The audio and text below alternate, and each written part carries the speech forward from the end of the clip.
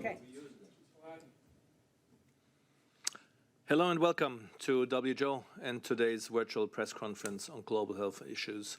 Apologies for our late start, but I hope we have an even bigger and better panel for that reason then. It is Wednesday, 4 September 2024, and we are here in WHO HQ in Geneva.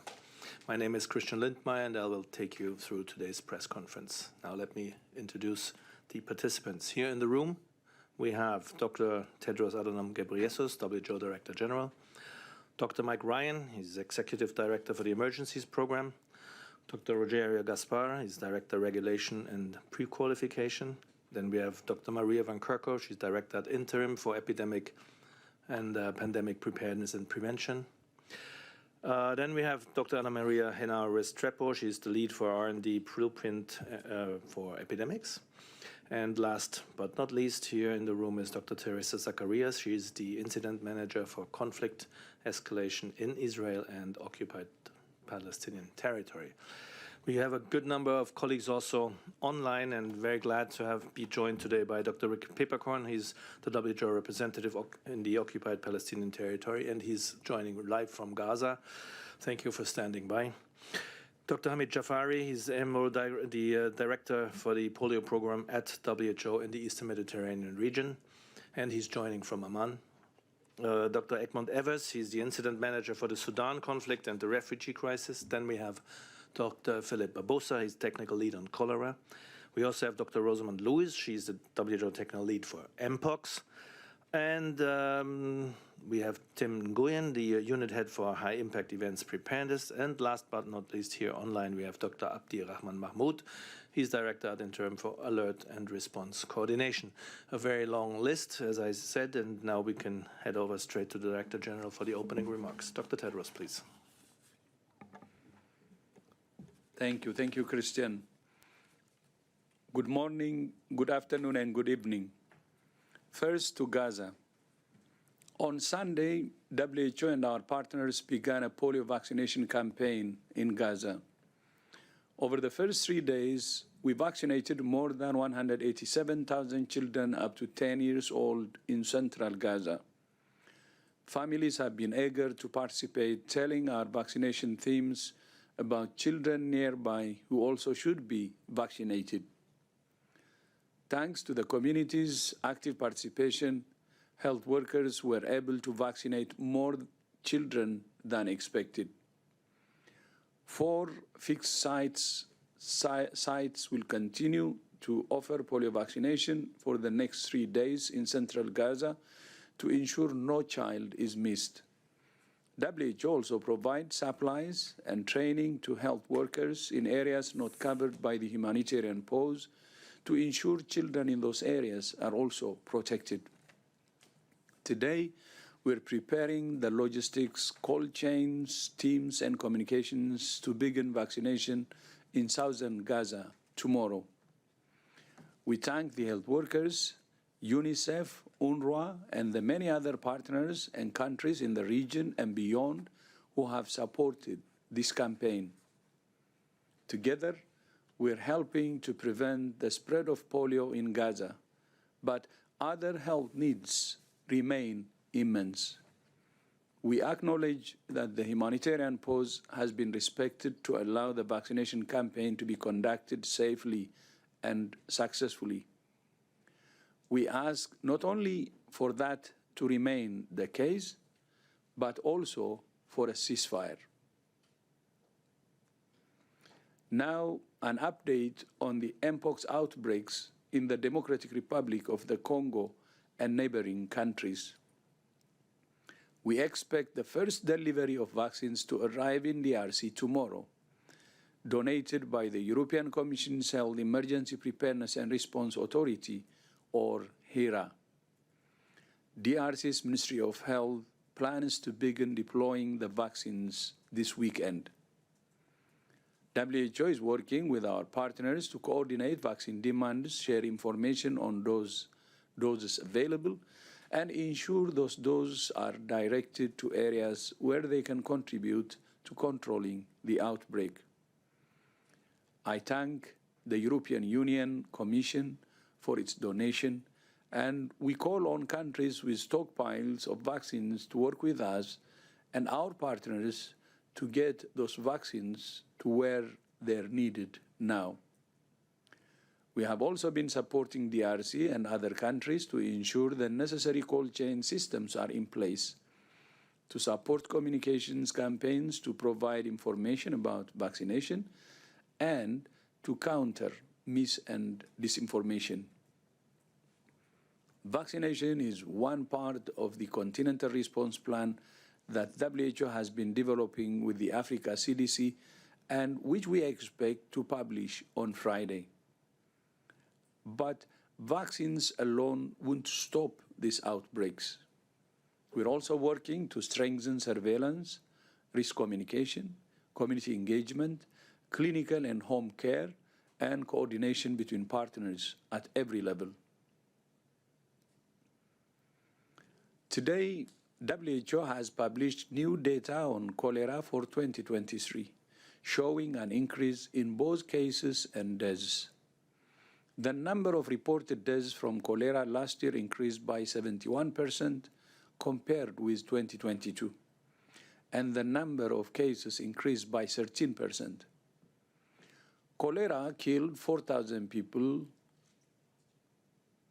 Cholera killed 4,000 people a year, a disease that's preventable and easily treatable. Conflict, climate change, unsafe water and sanitation, poverty and displacement all contributed to the rise in cholera outbreaks last year. The geographical distribution of cholera also changed significantly, with cases from the Middle East and Asia declining by 1/3, and cases from Africa more than doubling. Preliminary data show that the global cholera crisis continues into 2024, with 22 countries reporting active outbreaks. So far this year, more than 342,000 cases and 2,400 deaths have been reported to WHO from all regions. The global cholera crisis has caused a severe shortage of cholera vaccines. Between 2021 and 2023, more doses were requested for outbreak response than the entire previous decade. About 36 million doses were produced last year, only half the amount requested by 14 affected countries.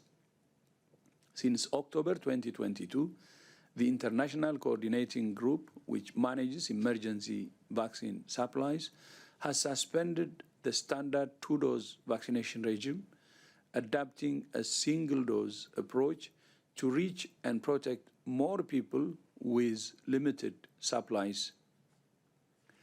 There is currently only one manufacturer of cholera vaccines, EU Biologics, and we thank them for the work they're doing to expand production. We urge other manufacturers planning to enter the market to accelerate their efforts and to make doses available at affordable prices. While vaccination is an important tool, safe drinking water, sanitation, and hygiene remain the only long-term and sustainable solutions to ending cholera outbreaks and preventing future ones. Finally, today, WHO is publishing a new framework to guide our member states in the studies that need to be performed to understand the origins of pathogens with epidemic and pandemic potential. Understanding when, where, how, and why outbreaks, epidemics, and pandemics start is extremely challenging. But it's both a scientific imperative to prevent future outbreaks and a moral imperative for the sake of those who lose their lives to them. The COVID-19 pandemic is the most extreme example of this in recent years. The framework published today has been developed by the WHO Scientific Advisory Group for the Origins of Novel Pathogens, or SEGO, a panel of independent experts which WHO established in 2021. I thank the chair of SEGO, Dr. Marieke Venter, and the Vice Chair, Dr. Jean-Claude Manguera, for their leadership, and all the members for supporting the work of SEGO with their time and expertise. The framework outlines 6 areas in which scientific investigations are needed to identify the origins of outbreaks: early investigations, human studies, animal-human interface studies, environmental and ecological studies, genomic and phylogenetic studies, and laboratory biosafety and biosecurity assessments. It stresses the importance of timely, comprehensive scientific investigations, of building research capacity, and the necessity of sharing results rapidly when they become available. This framework should be used by member states each time a new pathogen emerges. It would have been useful to implement when COVID-19 struck. However, even with a framework in place, it requires the cooperation, collaboration, and transparency of all member states. We still don't know how the COVID-19 pandemic began, and unfortunately, the work to understand its origins remains unfinished. SEGO is now finalizing its independent assessment of how the COVID-19 pandemic began. As I have said many times, including to senior Chinese leaders, China's cooperation is absolutely critical to that process. That includes information on the Huanan seafood market, the earliest known and suspected cases of COVID-19, and the work done at laboratories in Wuhan, China. Without this information, none of us are able to rule any hypothesis out until or unless China shares this data. The origins of COVID-19 will largely remain unknown. Christian, back to you. Thank you very much, Director General. And let me now open the floor to questions from the media. And in order to get into the queue, please raise your hand at the raise your hand icon and then unmute yourself when it's time to do so. For the first question on my list here, it's for Daniel Lawler from the AFP. Daniel, please go ahead and unmute. Hello, this is just a question for Dr. Tedros. I was wondering if you could comment on the contrast between how health workers carrying out polio vaccinations have seemingly been able to move around Gaza more freely and safely than other health efforts in the Strip, and why do you think that is? Thank you. Maybe we use the opportunity to go to Dr. Rick Peppercorn, who's online. And Rick, please go ahead. Yeah, so first of all, good afternoon and greetings from Gaza, from the WHO office in Deir al-Balah, where actually the emergency operation team actually is meeting just under me. So I understood the question partly, but I understood why do you think that we have this humanitarian specific pauses? Is that correct? Is that that's the question? Yes, I'm just wondering about the contrast between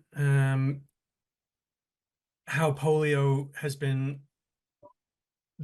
vaccinations have been carried out, whereas it seems like it has been easier with Israel's help than other efforts such as supplying hospitals, for example. Yeah, that's an interesting question. See, there might be, maybe there's various reasons. So first and foremost, I would hope that from all parties, we all agree that polio can be really easily be prevented. We have very good working vaccines for that. We don't want any child to get polio. I think that's a more general, a general feeling all over the world. Secondly, I think polio, if you are aware, has been a public health event of international concern for many years, still is. And that has a reason. I think the world is on a track to eradicate polio globally. And we came far. There's only 2 countries where you have still wild polio virus, Afghanistan and Pakistan. And then in a number of places, you see this popping up, this so-called vaccine-derived poliovirus outbreaks. Now, so we are all, I would say, the global community is committed to that.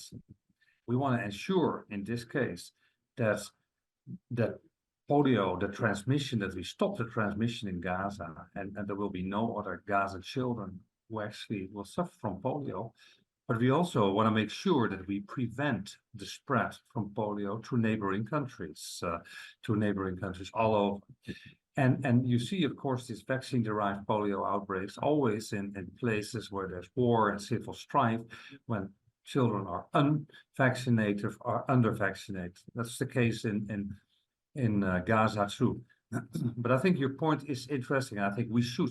And by the way, we are only on day 4 of this campaign. We've had 3 days, and as the DG described, fingers crossed, those were relatively good days. We're starting tomorrow in what we call the southern zone with a target of 340,000. It's more complex, but again, we need 3 days, and very much most likely we will need 3 plus 1 day in that zone, and then we will move to the north. So fingers crossed. There's an enormous amount of enthusiasm among the Gaza, the parents, the children, etc. That first 3 days went relatively well with all hurdles under incredibly complex circumstances, and all kudos to the 2,200 health workers, community organizers, but also all the planners, etc. I mean, people work literally from 6 till 11 6 in the morning till 11 at night to get this going under the circumstances. We need these humanitarian area-specific policies to be respected. Otherwise, families, children will not be able to get their vaccines. And secondly, of course, those 2,200 workers will not be able to move. We talk about the south, more than 500 teams, 133 supervisory teams, a huge amount of fixed sites, etc. Everything is in operation, so we will continue. We keep going. And I think the last point I want to say, I am also concerned. I think we should learn some lessons if this works well. If this works well, what more would be possible? But I want to stress, I'm deeply concerned about the overall health situation. And I think the DG alluded to that as well. We see only 16 of 36 hospitals operational. We see less than 1/3, less than 50 of the 152 primary healthcare centers partially functional. We've seen an enormous spread in infectious diseases, more than 600,000 cases of diarrhea, more than 110,000 cases of hepatitis A, huge number of acute respiratory infection, dismal, horrible water and sanitary conditions, etc., and all combining to the spread of this kind of diseases, including polio. So all of that as well. And we still face the last 3 weeks, 2.5 weeks, WHO planned for 8 missions to the north to actually provide fuel, medical supplies, but also to get an emergency medical team in, an emergency medical team out, and to get patients actually to do internal transfer of patients, medevac. And from these 8 planned missions, we only had 3 approved finally. And the last mission, remember when I was doing the second day of the campaign, the other WHO team was doing that job. We finished at 11:30 at night. We were deeply concerned because that team was still stuck in the north. And they only got out, they only arrived at our guest house at 1:30 in the morning. Now, this is what I would say, the average routine humanitarian operations by now, more than 11 months in this conflict. This should be routine. We still do not have or do not always have a working deconfliction mechanism, etc. So yeah, huge concern on the other ways, but I hope, I want to close a little positive.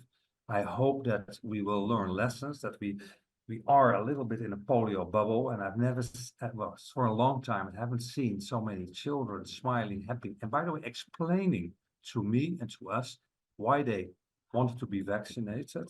As there's a huge vaccination acceptance among the Gazans. They used to have, before the crisis, a routine immunization coverage of 90% plus. That's higher than a lot of high-income countries. So yes, I want to end positive. We need to continue, and we need to make sure that we at least vaccinate 90% of the 640,000 children targeted, and repeat this feat 4 weeks later. Over to you. Thank you so much, Dr. Peperkorn. Next question goes to Janice Koo from Bloomberg. Janice, please go ahead and unmute. Hi, thanks very much. I just wanted to bring it back to Mpox. I'm trying to get a sense of whether the spread outside Congo is continuing. If there's a surge in Uganda and Burundi, if so, what that's looking like on the ground there, and if there's anywhere else on the continent that may be on the precipice of a surge.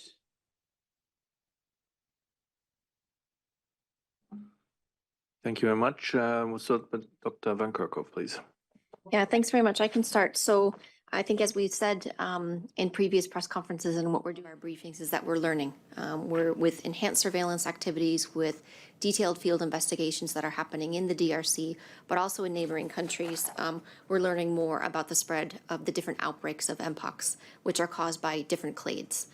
We have seen in DRC a rapid escalation, more than 20,000 suspected cases, but there's different epidemiology, there are different modes of transmission, there are different outbreaks that are happening in different parts of the country. That precision in understanding that epidemiology is really critical to tailor our response. We're also concerned about the increase in cases of clade 1b in Burundi. The latest data that I have in front of me on confirmed cases in Burundi was over 300 confirmed cases, 331. What's concerning about Burundi is that the cases are dispersed through the country. So we aren't seeing these small pockets of outbreaks. So this indicates to us that there's more transmission, there's more circulation that's happening. There are cases that are being reported of clade 1b in Uganda, in Rwanda, in Kenya, and there's been one exported case into Sweden and one into Thailand. With low numbers that we've seen, our challenge right now is having good visibility on the circulation of these viruses, which is why it's so critical that as part of the response, as you heard the DG say, vaccines are only one part of the response, strengthened surveillance, detailed field investigations, making sure that we have diagnostics in country is really critical for us to understand what is happening. But there are a number of countries that are at risk. Certainly we are seeing an increase in circulation in the DRC, particularly in the Kivus, but also a concerning situation in Burundi as well. Thank you much. Thank you very much, Dr. Van Kerkhove. Next question goes to John Cohen from Science. John, please go ahead.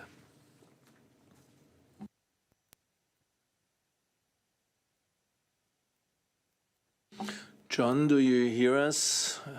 If you can unmute yourself, please. Sorry about that. Here you go. Just to follow up on the same question, Burundi has more cases suspected and confirmed recently than anywhere other than DRC. What is the status of the country requesting donation of vaccine, having an EUA or some other mechanism to get vaccine? Does anyone know whether Burundi wants vaccine? And how would Burundi use vaccine given that targeted populations are unclear with the epidemiology? Thank you very much, John. And this seems to be a question for Tim Nguyen. He's unit head for high impact events and preparedness. Here, Tim, please go ahead.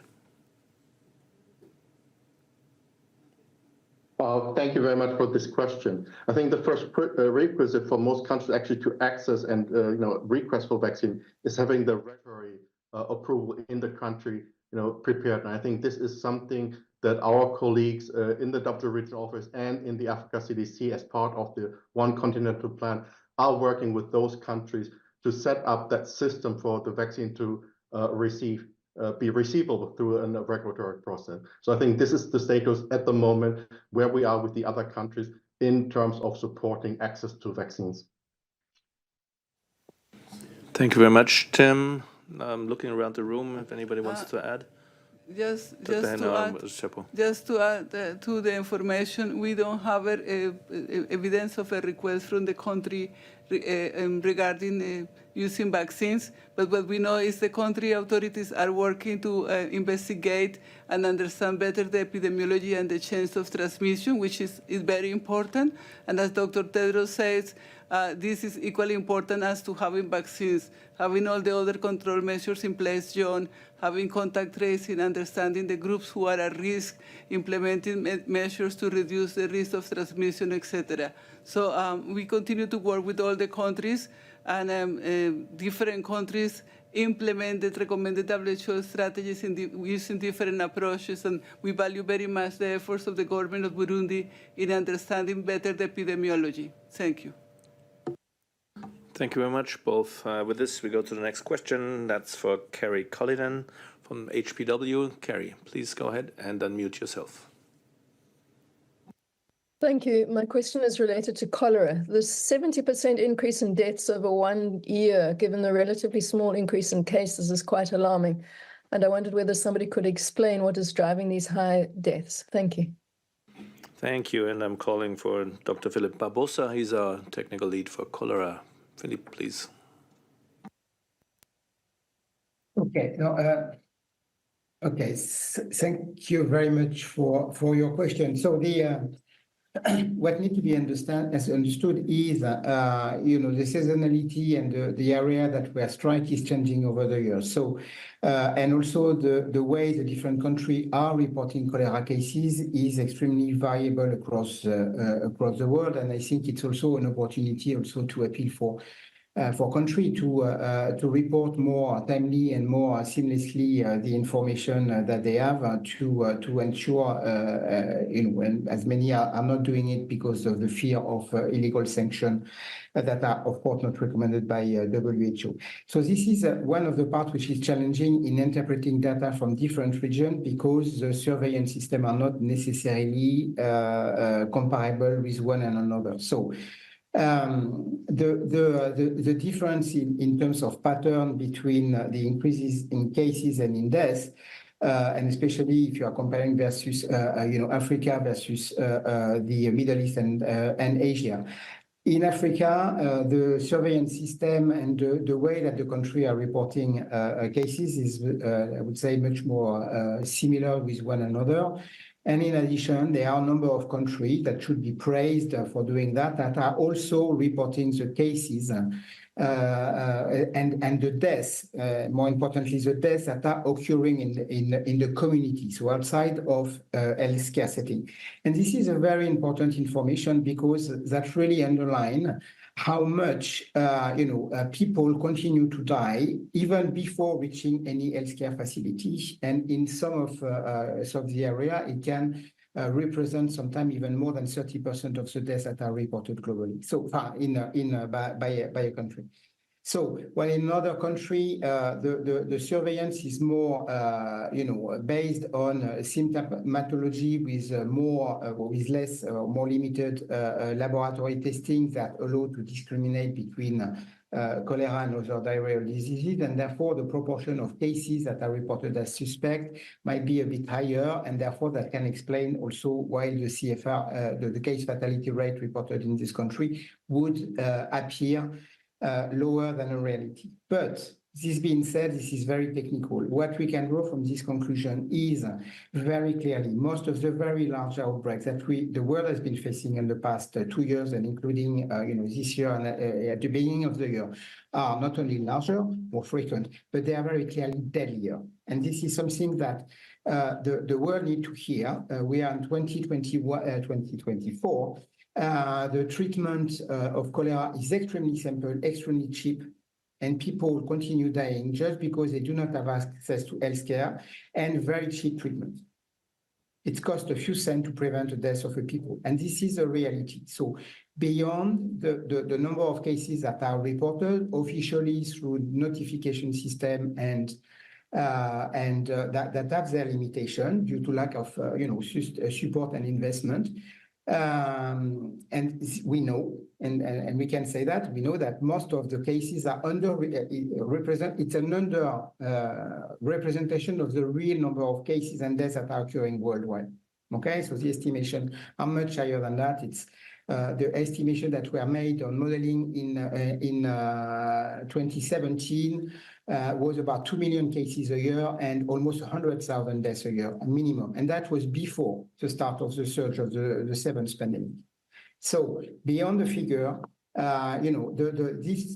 it's important to realize that, these tests are totally morally unacceptable, and we need to find ways to ensure that people have an easy access to treatment. And as reminded by the DG, that a long-term sustainable solution to this is providing basic access to safe water, basic sanitation and hygiene, and that will provide a long-term solution to prevent not only cholera, but all other acute diarrheal diseases. Over. Thank you very much, Dr. Barbosa. Before we go to the next question, quick reminder. So I have now 3 more on the list here. That is Paul Adepoju from The Lancet, then Maya Plans from UN Brief, and Belisa Godinho, W Magazine. I'm saying that because we have apparently a reset of the hand. So if anybody else wants to raise their hand, and please do so again. And put you in the right name. So next question goes to Paul Adepoju from The Lancet. Go ahead and unmute. Thank you very much. My first question probably goes to Dr. Hannah Maria regarding the research aspect of the Mpox response in Africa. I'm particularly looking at the focus for the Mpox vaccines, and available data, recent data on the candidate vaccines showed they've been recently extensively used in adults, but we have some countries in Africa where children are really the significant proportion for this. So what is the plan, and what does the approach look like in using these vaccines for children, and getting how this is going to affect future insight into how this vaccine will be used in future responses? Then the other question has to do with the multiple response to multiple outbreaks at the same time. For instance, we have countries like Nigeria that are dealing with Mpox, Lassa fever, and cholera at the same time, even though the public health emergency attention is coming to the Mpox aspect of this.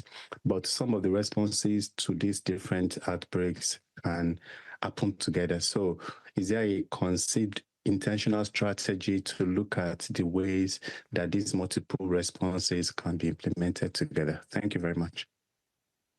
Yeah, thank you for this question. We'll start with Dr. Henaya Westapple, please.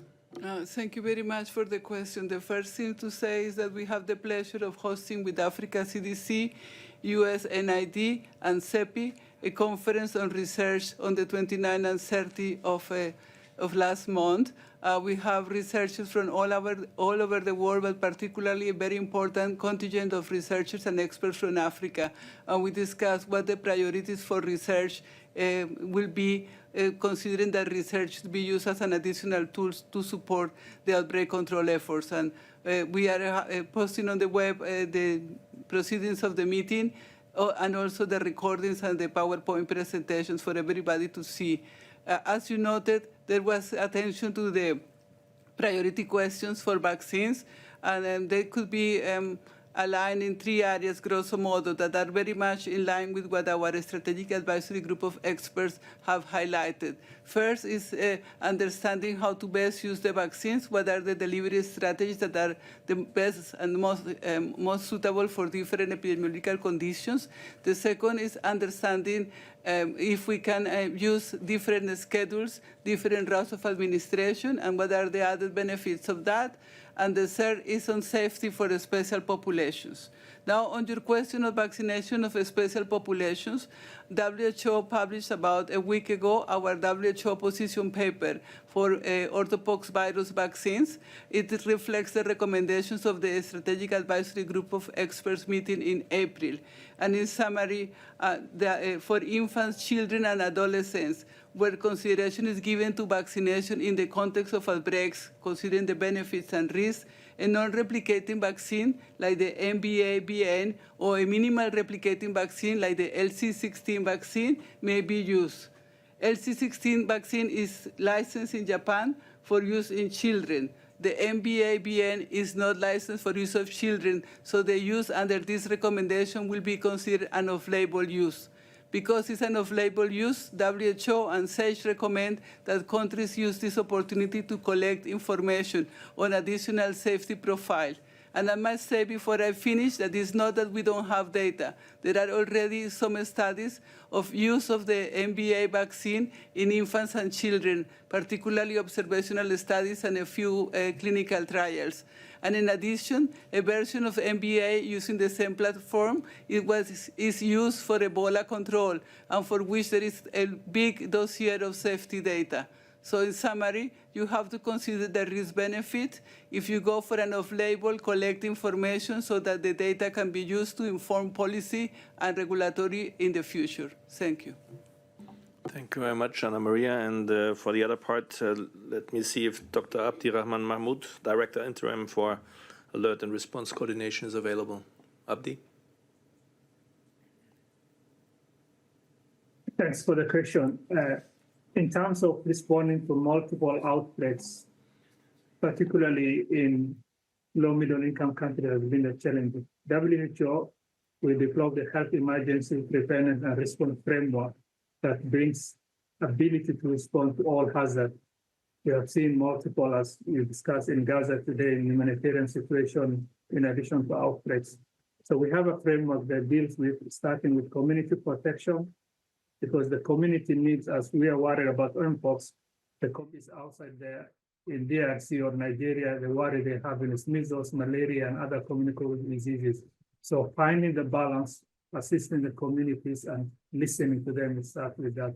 So we have an integrated approach, bringing the surveillance, integrated response, and listening to the community. So the framework for the HEPA frameworks allows us to respond to multiple outbreaks that's going on.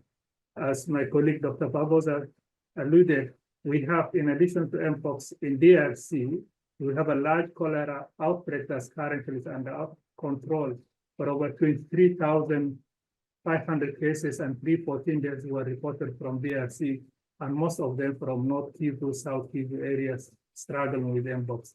So we have an integrated approach, responding to this crisis that are overlapping, stretching the community response. So we work with the ministries, and more importantly, local health clusters. We have 900 global members of the health cluster working with them, so that as we respond to an outbreak, we need to sustain the essential health services. So that's what we are doing, and working with the communities, starting with them as outbreaks ends, and start with the community. Thank you very much, Dr. Mahmoud, and we have Dr. Mike Ryan to add. Yeah, I think the questioner raised a really big issue, because it depends where you are in the world. Countries face different types of health emergency, but they all end up with people in hospital. They all end up with people in graves. They all end up with a health system that's overwhelmed. They all end up with the system collapsing around that. So designing response in a way that you can, as Abdi said, have integrated surveillance, integrated response, where you're trying to make the surveillance system, the community protection system, the healthcare system, the access to countermeasures system capable of dealing with whatever threat, be it in response to monsoon floods, be it in response to an earthquake, a conflict, or an epidemic. Gone are the days when countries could prepare for very specific threats, because many countries are facing multiple threats at any one given time. And again, if we take the example of DR Congo at this particular moment, the world is very, very concerned now about Mpox. There wasn't anybody jumping up and down last month, the month before that, about cholera, about measles, about meningitis. We raised these issues. with a vaccine that costs $100 a dose, $141 a dose. We want to vaccinate 5 million people in Congo. That's going to cost you $1 billion. If I had $1 billion tomorrow, would I be spending it on Mpox vaccine? Maybe I'd spend it on making sure my measles coverage is better, making sure my kids with malaria get treated. Countries face real trade-offs, real difficulties. So when you ask about Burundi, well, they're not requesting vaccine. Maybe Burundi hasn't requested vaccine. Maybe Burundi is considering what it spends its money on. The issue is Mpox has become an issue because it's seen as an international health threat, not because it's necessarily killing kids in a certain place. Same with polio in Gaza. The reason it's got the attention and we've got all of this cooperation is because it's a threat outside Gaza, not just to the children of Gaza. The world only wakes up when the threat is beyond the national border. And countries are left to deal with their national problems in national and sub-regional areas without any support most of the time. Sorry to be direct and difficult about this, but I think the journalist raises a very important issue. So we need to wake up and smell the coffee here. Many countries are facing multiple threats. They need assistance in developing generic, multi-capacity response mechanisms, not just when the world wakes up and perceives an international infectious disease threat like Mpox. Thank you. Thank you very much for all your replies. Thank you. Next in line is Maya Plens from UN Brief. And as we have multiple colleagues still waiting, let's make this a short one, please. Thank you.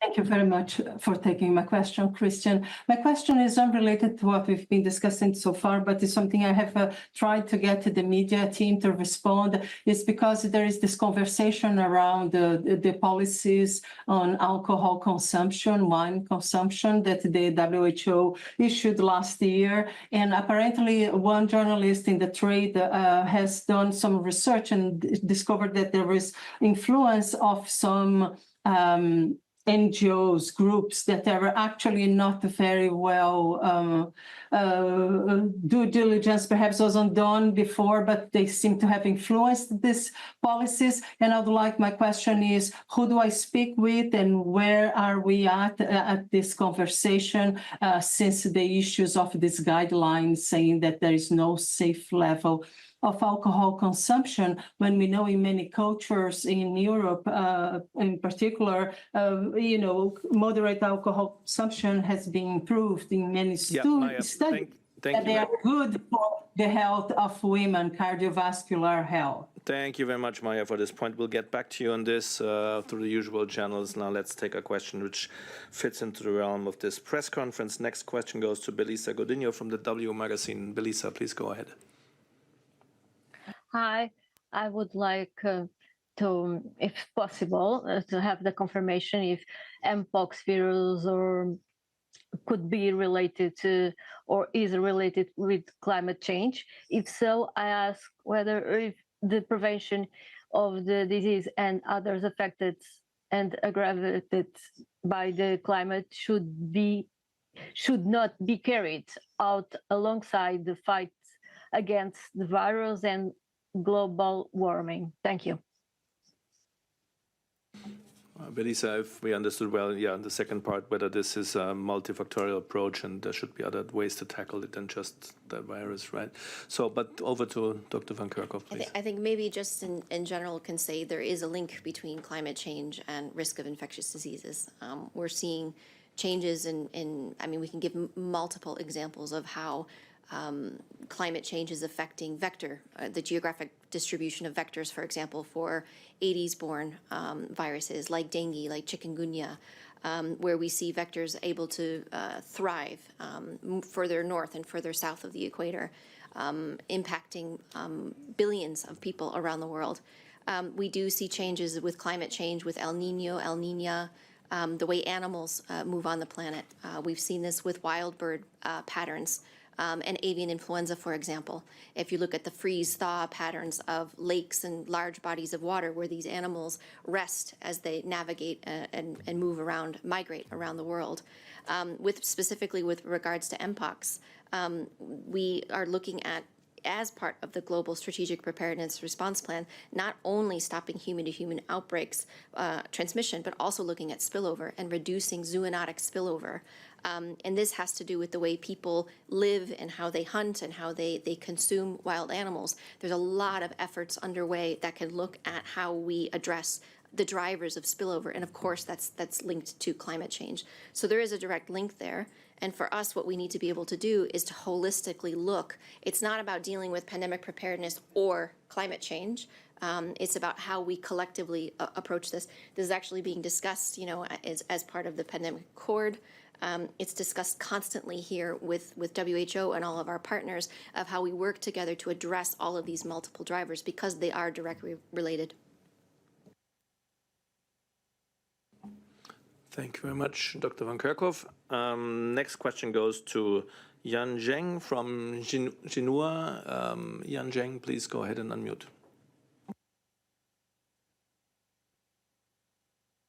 Thank you.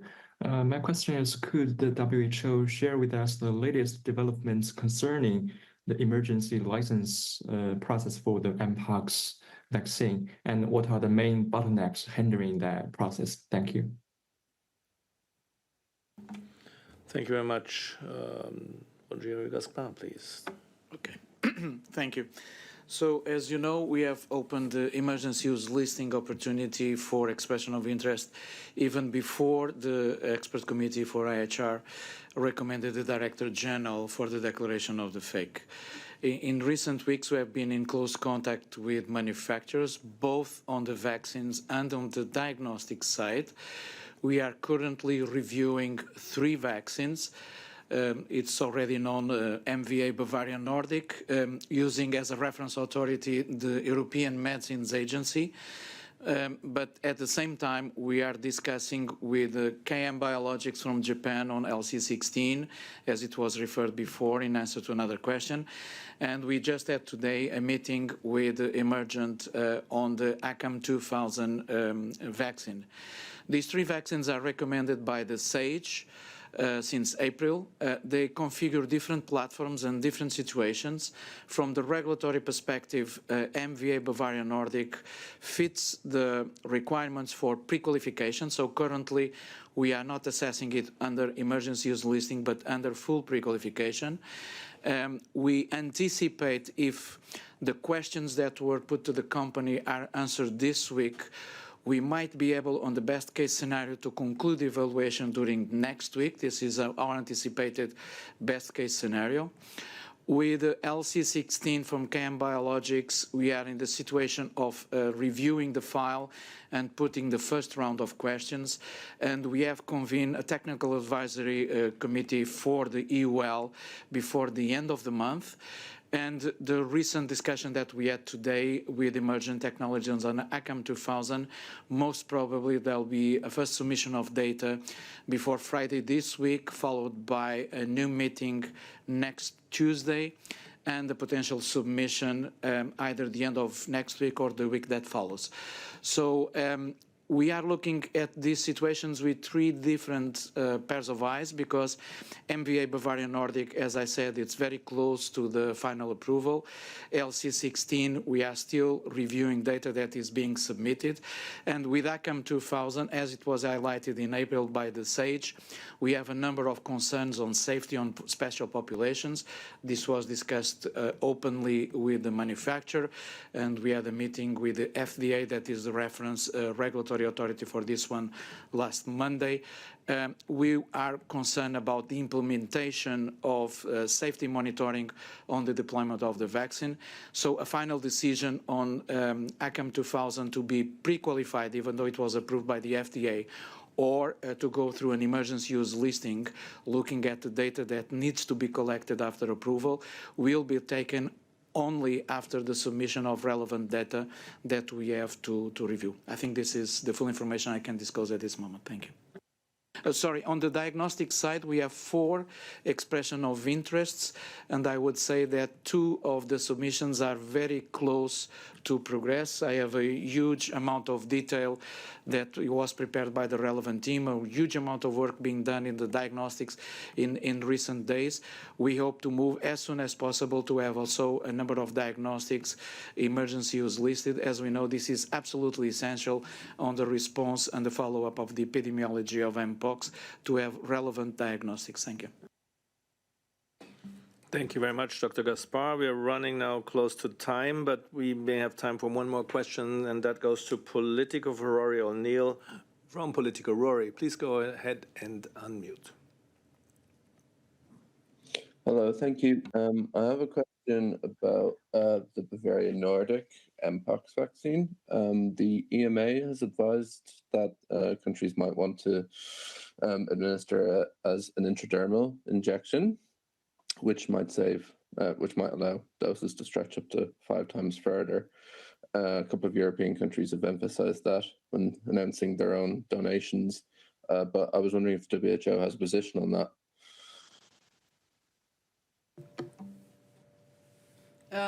I refer again to the 2 documents I mentioned before, the SAGE recommendations and the WHO position paper.